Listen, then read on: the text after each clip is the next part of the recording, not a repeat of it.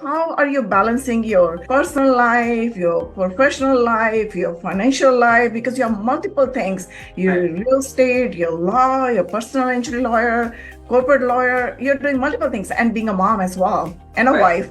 How you balance all that? So I invested basically, let's say 20 to almost 18 to 20 hours of my life before finding my husband, thankfully.